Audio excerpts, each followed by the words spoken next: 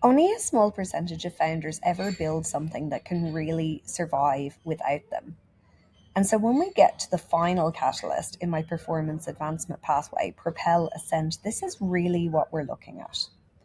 I'm Suzanne Roth, and you're listening to Endures for your daily dose of endurance leadership and life lessons. Now, so many of us might have started our leadership journey or started a business because we wanted to make a difference. We didn't want to just hit this one revenue number and give up, or, get one award and that's the end of it. But we wanted to create freedom, meaning, fulfillment, changing lives, shaping culture, continuing long after today. And Propel Ascent, the final catalyst in my pathway, is really about growing and building on all the other catalysts to ascend to the next summit, and the one after that, and the one after that, and the one after that, on repeat through evolution. So people have already built the foundations through the first 8 catalysts, and now it's time to turn momentum into meaning. So for organizations, this is things like getting the whole team connected to something like a 100-year vision.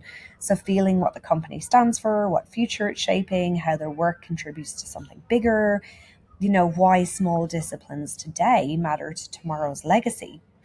And this is where work becomes energizing and engaging because people are actually building a future.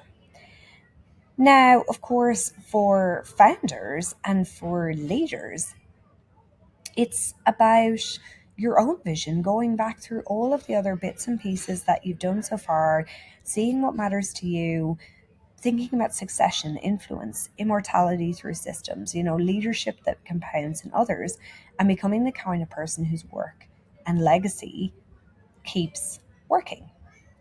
So when we look at Propel Ascent, we see 3 main rings. So the first stage is momentum. A momentum is where we have this visible progress all the time. So the work moves, the energy builds, the results are happening. But sometimes it can still be effort dependent. So it can still be powered by personal push or urgency or force. And sometimes we become addicted to motion. And so to cross the first threshold to expansion and move beyond momentum, the line we need to cross is to commit only to what really matters. And so this is where we shift from activity to intentional trajectory. Okay, so more consequence rather than more tasks.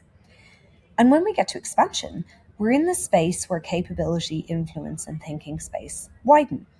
And so we move from doing to designing, from reacting to architecting, from solving to scaling, from output to capability growth.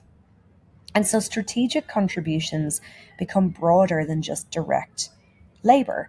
Ideally, you have more thinking time, your team grows stronger, and your impact radius widens.